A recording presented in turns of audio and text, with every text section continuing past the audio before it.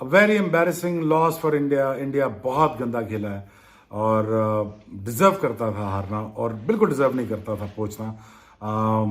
बड़ी गंदे तरीके से फेंटा खाया इंडिया ने, बहुत गंदे तरीके से फेंटा खाया, विकेटलेस रहा है और बॉलिंग बड़ी बुरी तरह एक्सपोज हुई है। जहां पे ये सारे इनके कंडीशन फास्ट बॉलर्स हैं, कंडीशन अच्छी हो तो बॉलिंग करते हैं, कोई इनके पास एक्सप्रेस फास्ट बॉलर नहीं है। चाहल उनका एक प्रॉपर स्पिनर, उनको पता नहीं क्यों नहीं खिलाते। कंफ्यूजिंग सिलेक्शन है इंडिया की और हम मिलना चाह रहे थे आपसे मेलबर्न में, अब ऐसा मुमकिन नहीं है। आप हमें वैसे मिलने आ जाएं, वो हम हाजिर हैं, लेकिन इंशाल्लाह वो वर्ल्ड कप के फाइनल के बाद बात होगी। But it's a really really bad day for India और इंडिया डिड नॉट कैपिटलाइज, अच्छा कैपिटलाइज नहीं किया। अच्छी विकेट थी और यहाँ पे टॉस जीता तो फॉरेन के मुंह गिर गए थे इंडियंस के और मुझे लगा कि पहले जब इंग्लैंड बैटिंग करने आया पहले 5 ओवरों में ये हाथ खड़े कर गए थे। तो मेरा ये था कि कम से कम लड़ाई तो करते ना, लड़ते तो सही ना। अगर कुछ भी नहीं हो रहा राउंड विकेट आके बाउंसर करते, मुंह तोड़ते, कोई गालिम गलोच हो जाती, कोई तो झगड़ा मगड़ा, थोड़ा बहुत एग्रेशन आता, वो कुछ भी नहीं दिखाया इंडियंस ने। और इंडिया ने बिल्कुल हाथ खड़े कर दिए कि दिस इज अस और हम आउट द टूर्नामेंट। बट बहुत lot to think about for Indian cricket. और यहाँ पे Hardik Pandya as a captain आ गए, इमर्जिंग कैप्टन आए हैं फॉर न्यूजीलैंड। मुझे लगता है वो परमानेंट ना कहीं हो जाए। Very embarrassing loss for India. India बहुत गंदा खेला है और डिजर्व करता था हारना और बिल्कुल डिजर्व नहीं करता था पहुंचना।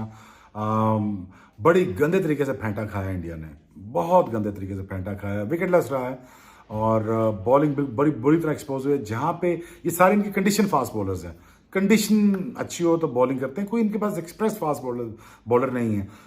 चाहल उनका एक प्रॉपर स्पिनर, उनको पता नहीं क्यों नहीं खिलाते। कंफ्यूजिंग सिलेक्शन है इंडिया की और हम मिलना चाह रहे थे आपसे मेलबर्न में, अब ऐसा मुमकिन नहीं है।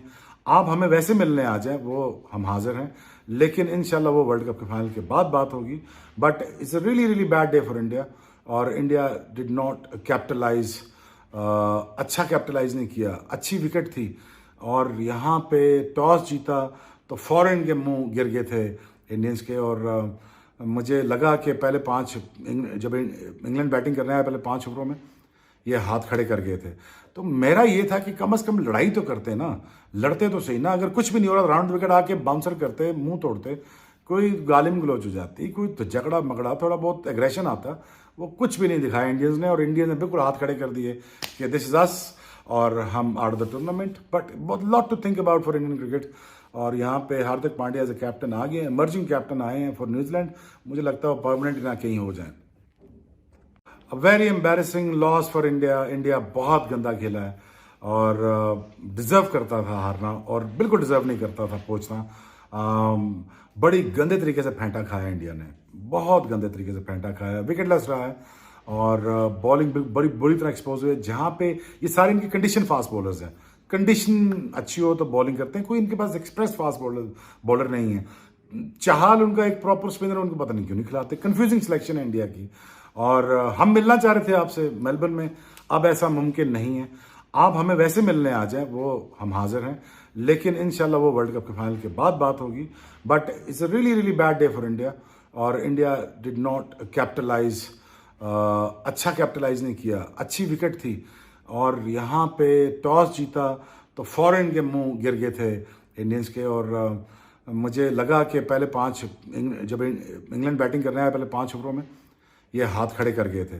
तो मेरा ये था कि कम से कम लड़ाई तो करते ना, लड़ते तो सही ना। अगर कुछ भी नहीं हो रहा राउंड विकेट आके बाउंसर करते, मुंह तोड़ते, कोई गालिम गलोच हो जाती, कोई तो झगड़ा मगड़ा, थोड़ा बहुत एग्रेशन आता, वो कुछ भी नहीं दिखाया इंडियंस ने। और इंडिया ने बिल्कुल हाथ खड़े कर दिए कि दिस इज अस और हम आउट द टूर्नामेंट। बट बहुत lot to think about for Indian cricket. और यहाँ पे Hardik Pandya as a captain आ गए, इमर्जिंग कैप्टन आए हैं फॉर न्यूजीलैंड।